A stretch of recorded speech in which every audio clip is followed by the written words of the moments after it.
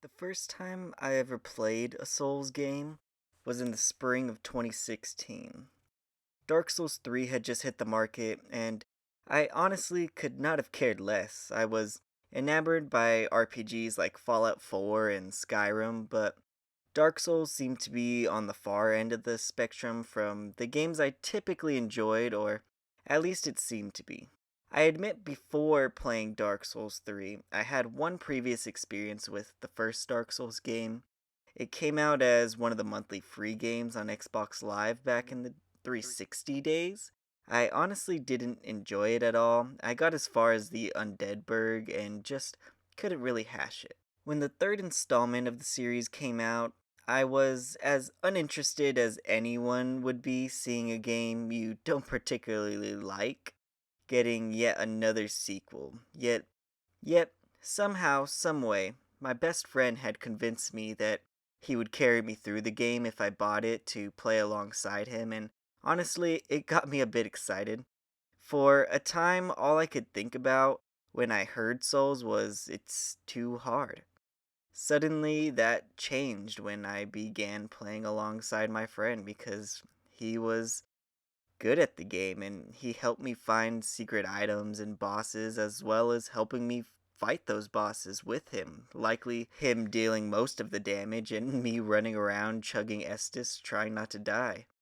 One day, my friend decided he was going to go ahead and finish the game off himself in his own playthrough, and he put the game down for the foreseeable future.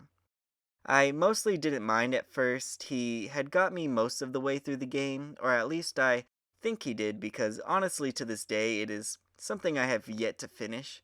My friend had left me right before I was to challenge a boss named Lothric and Lorne, who proceeded to decimate me until just one day I accepted that it wouldn't matter if I beat him or not. I didn't really enjoy the game as much as I did other games I was into at the time, and I put the disc back into its box eventually and never looked at it again.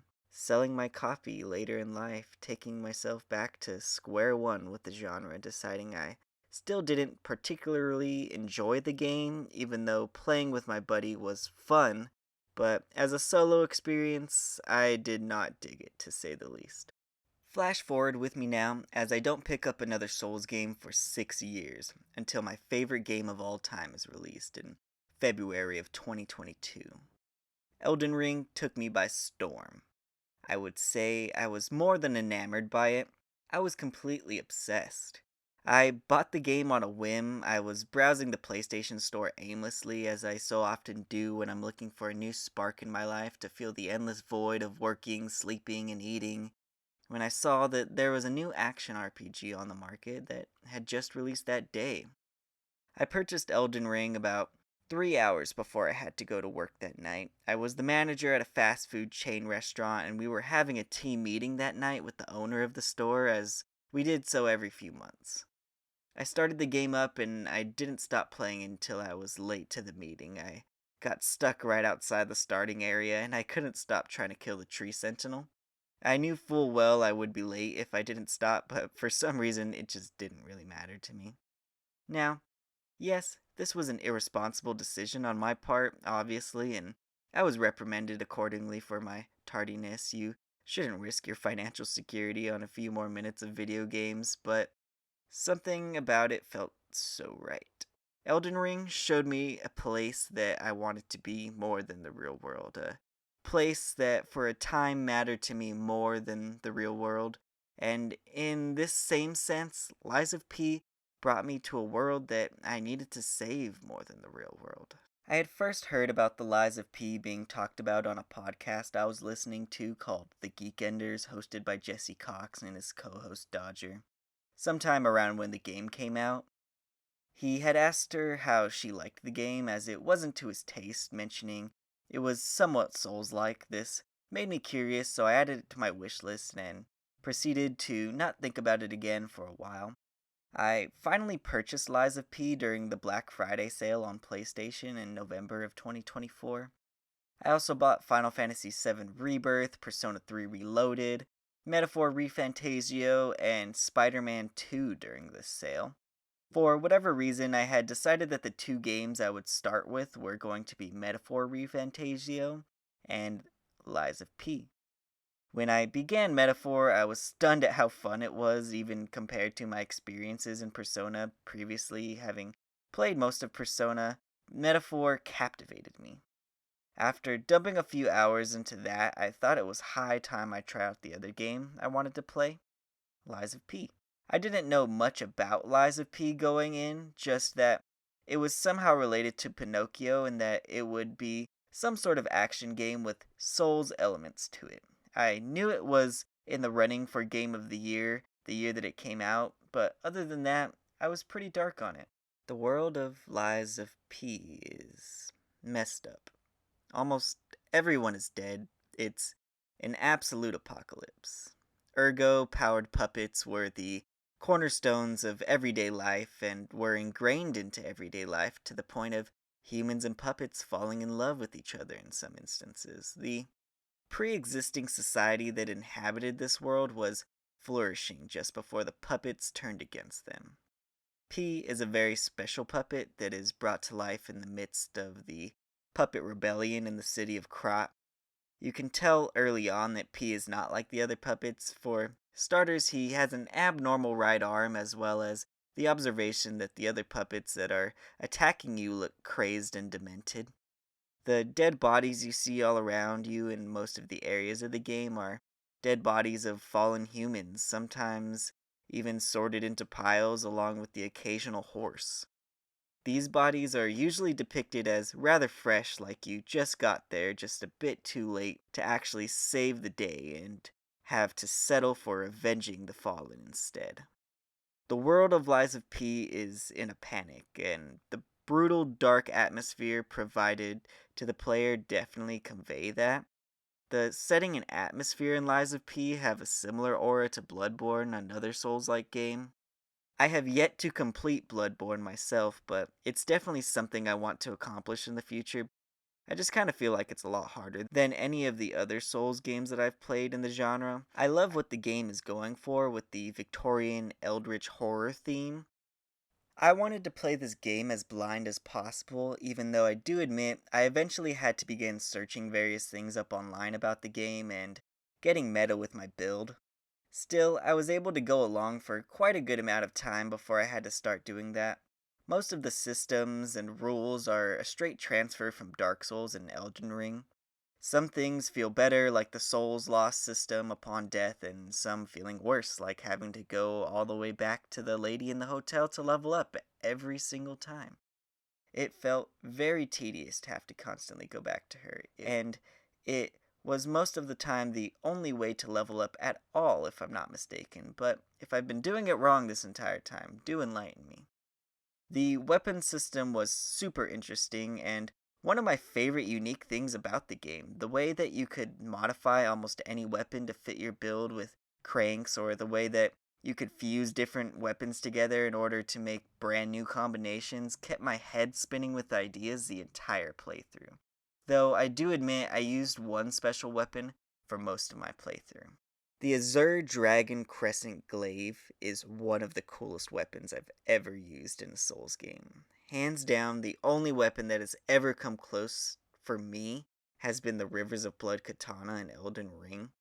The glaive carried me through the game, but it was so fun and smooth it felt like a crime to put this thing down.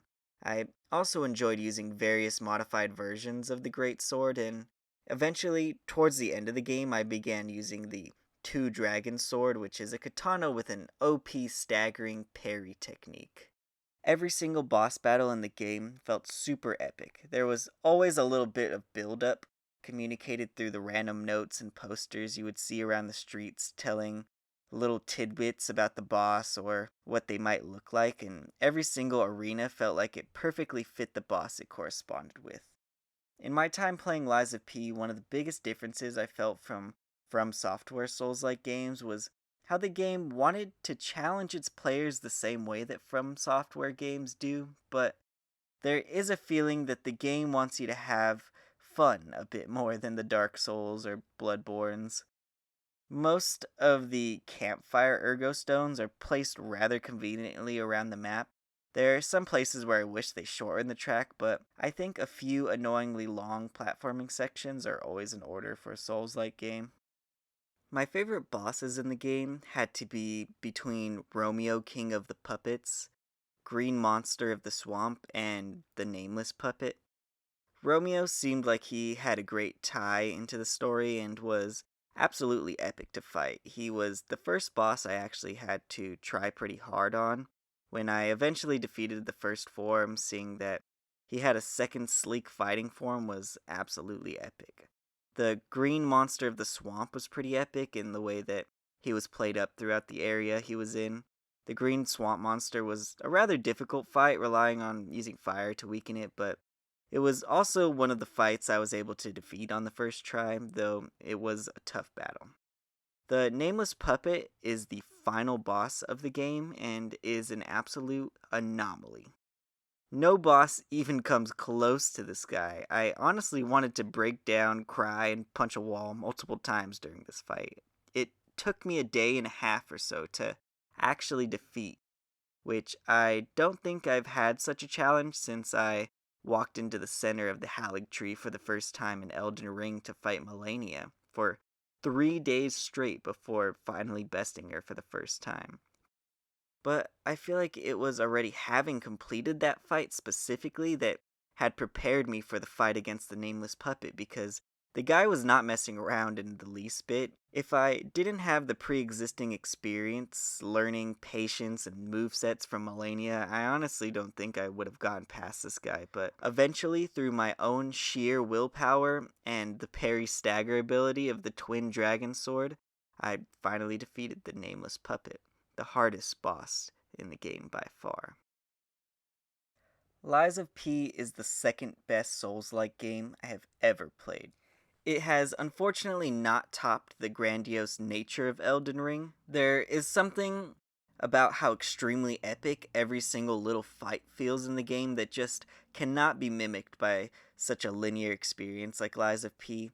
All of the secret bosses and secret areas that make up the game are hard to live up to. I have not played enough Dark Souls 3 to properly assess the game being better or not, but from what I remember of the game and Dark Souls 1, they just simply fall short of the smooth, sleek design of Lies of P.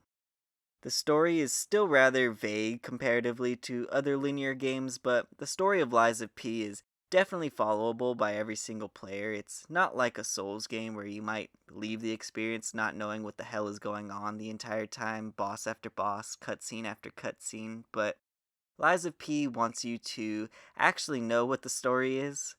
Spoiler alert, but I think from the beginning of the game I could always tell that Geppetto was going to be the villain of the entire game. He was always super creepy to me, and the way that he would talk to the player character was almost painstakingly obvious that he was just using us left and right, asking us without a second thought to delve into dangerous depths time and time again.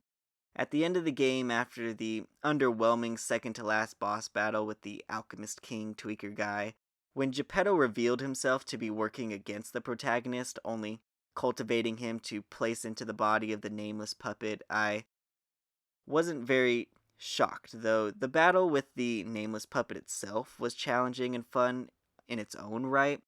I just think that the whole Geppetto was evil the whole time thing didn't really work for me in this case. It kind of felt like it was an idea that they liked a lot in theory, but didn't really have a great plan for implementing it story wise and just kind of shoehorned it in at the end with an extra crazy difficult boss fight. Despite all of this, though, I do believe most of the main story beats hit seamlessly throughout the game and are delivered through loads of interesting characters, enemies, and expertly placed notes and posters throughout the game that give the whole world that extra 1% that really makes the game fly by once you're strapped in. Lies of P captivated me in a way a game had not done for a long time. I think that since I got my PS5 around the same time last year, I had been searching for some sort of definitive game to get me hooked into the console, to really show me a good time like so many PlayStation 4 games had done before, and even though I am aware that Lies of P is available on the PlayStation 4 as well as the PlayStation 5. It definitely feels like a PlayStation 5 optimized game, as so many games that released on both consoles were towards the end of the PS4's lifespan, which I personally believe hasn't exactly died yet. Lies of P will definitely go down in history for me as one of the best experiences I've had on the PS5 so far, right next to Baldur's Gate 3, which I'm dying to do a video on even now. I showed up a bit fashionably late to the PlayStation 5's lifespan, and I can see that the console is aging quickly, even though I know I will probably keep it for a long time before ever upgrading. I have been truly struggling to find unique experiences to make this memorable, but I'm glad that Lies of P could be one of the games that brought me to the exact kind of captivating experience I've been looking for. If you enjoyed this video and you have any tips or personal opinions about Lies of P and your experiences with the game, please leave them down in the comments section below and leave some suggestions for other games you'd like to see me talk about or try for future videos on this channel. I'd like to thank you all for watching. All that I ask is that if you liked this video, please leave a like and subscribe down below. I'm planning on hopefully being able to post a brand new video every Monday. Once again, thank you and have a great day.